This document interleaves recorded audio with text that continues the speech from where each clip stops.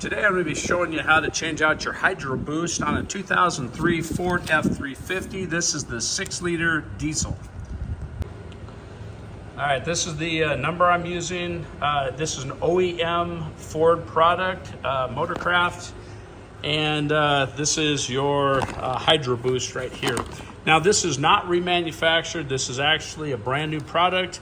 And I got it off Amazon for $255, free shipping. All right, so this is not a difficult job. The hardest part of this whole entire thing is the bleeding of the air from the system. All right, so we can have a little bit more mobility here. I'm gonna remove the battery and also the air box. So let's go ahead and just take those out. All right, now that everything's out here, you got better access to the bolts in the back. So you're gonna have one on one side and one on the other for the master brake cylinder. So go ahead and take those off. 14 millimeter, if you have an air tool, makes the job a little bit easier. All right, so there's a bracket. So this line here, there's a bracket that is being held on right down here off that stud that you just took the nut off of. If you get behind here, you can actually just pry it off with a straight slot screwdriver. So go ahead and remove that. All right, so now that you got this side taken off, you can just go ahead and swing this out of the way. Now you do have another one on the other side because you do have another line right here. So go ahead and pull that one out also. And that's super easy. I just took it completely out. It's right here. And you do not need to take any of the lines off of your brake master cylinder. So go ahead and just pull it straight out and drop it straight down. And there is your hydroboost. All right, yeah, so if you look here, you can actually see there's quite a bit of fluid that's been leaking out of the seals here. And if you go on the inside, you can see that too. That I'll show you that in just a minute.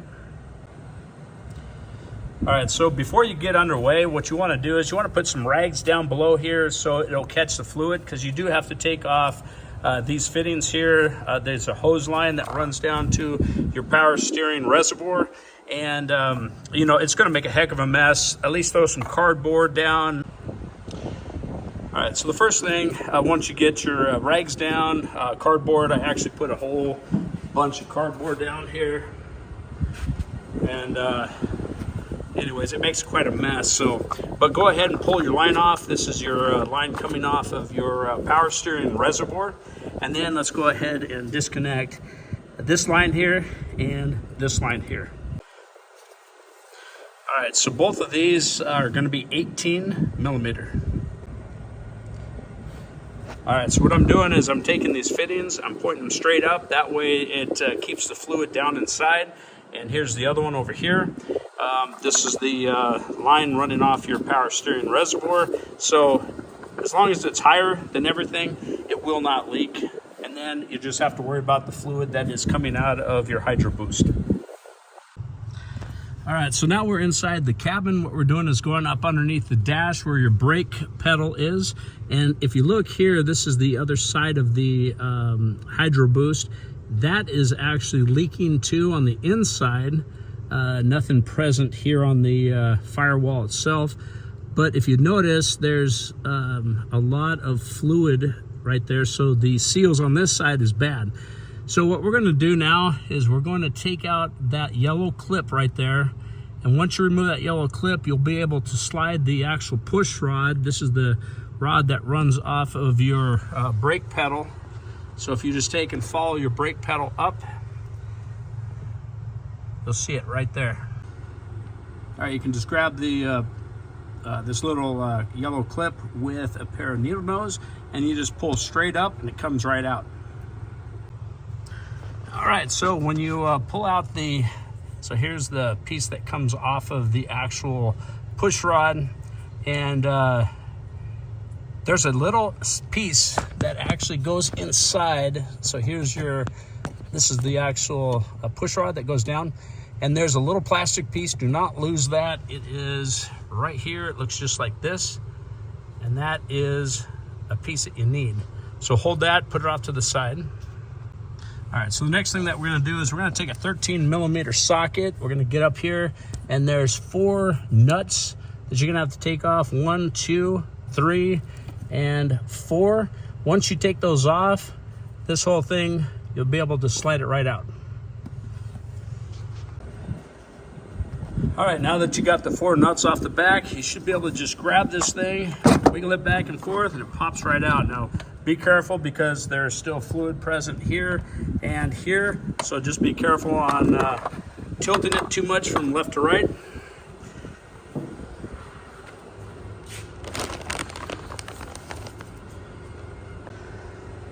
All right, so what you want to do before you go installing the new one, you want to make sure that you match everything up, make sure it's the same identical unit.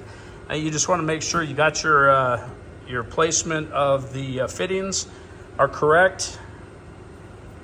And then here's your line that runs to your power steering fluid reservoir. You want to make sure that everything looks the same here as well as in the back. So you just want to make sure that everything lines up and is correct. Let's go ahead and start installing the new unit, but keep the plugs in place because you don't want anything to fall down inside there.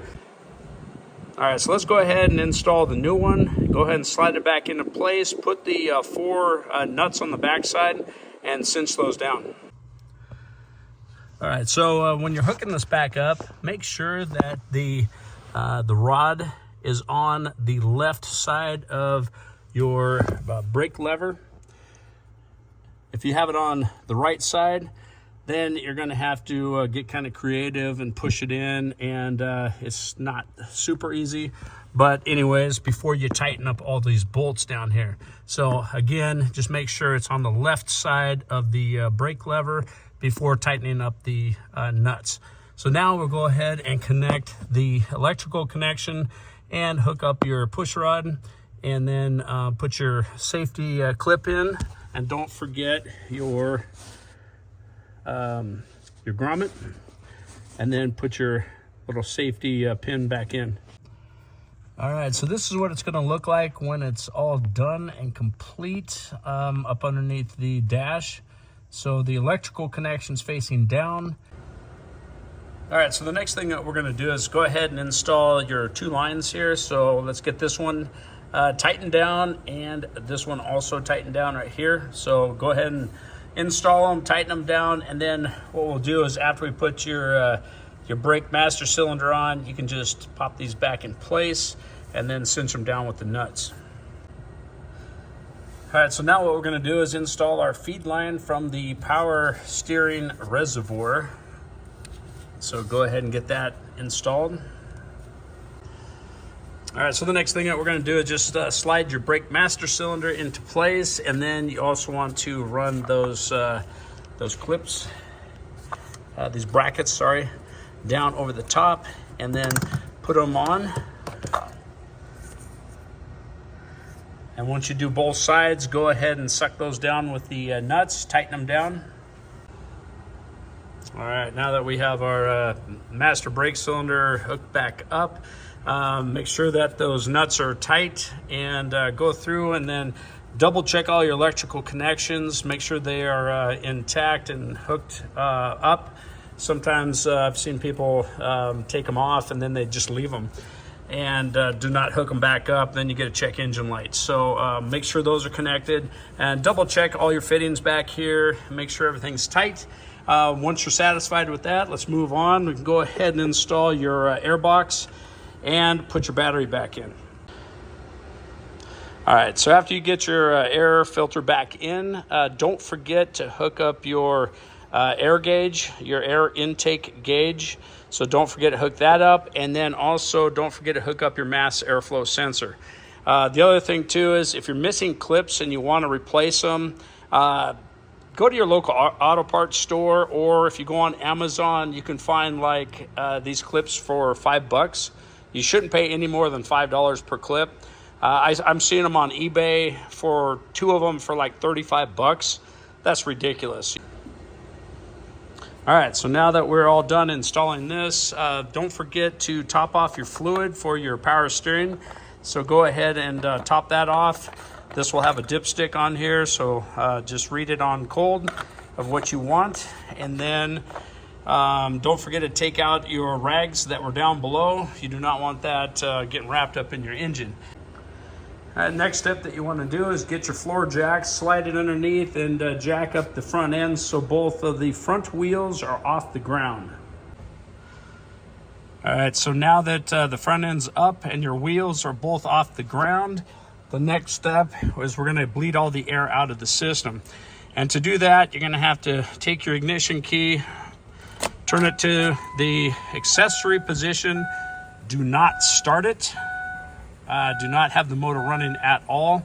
And then what you're going to do is you have to rotate the steering wheel all the way to the right till it stops.